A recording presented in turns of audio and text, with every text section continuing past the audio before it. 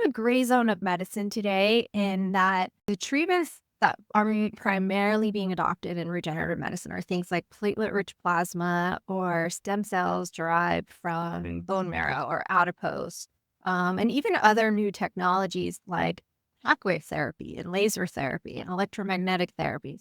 There's a lot of emerging options for patients. Some work really well, and some are totally snake oil.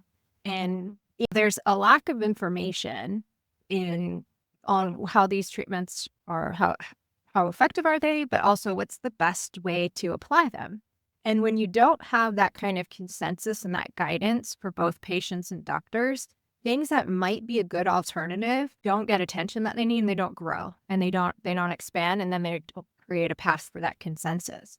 And what's uniquely different about this kind of technology is there really isn't a big pharmaceutical player that stands to benefit from the success of something like platelet-rich plasma. It's taking your blood. It's all you need is a license to inject and a centrifuge with and a specialized kit that helps you concentrate the blood and then bring that back to the patient.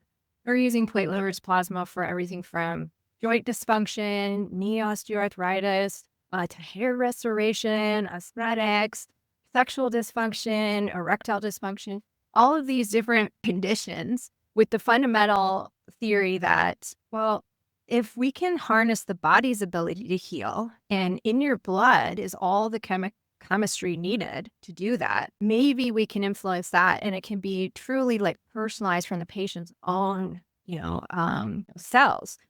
But when you don't have something to patent your blood or my blood, it's yours, then there's just not the incentive. And our system today, our regulatory system, really requires a substantial incentive to push anything through the FDA, anything through to insurance companies to get them to pay for it. It's millions and millions of dollars. There's so many layers and so many requirements that if, something like this where the cat's already out of the bag and nobody can really stand to be the winner at the end of that race, then it's really left to the doctors. And so you have that side of the equation of or lack of really support for the validation needed. So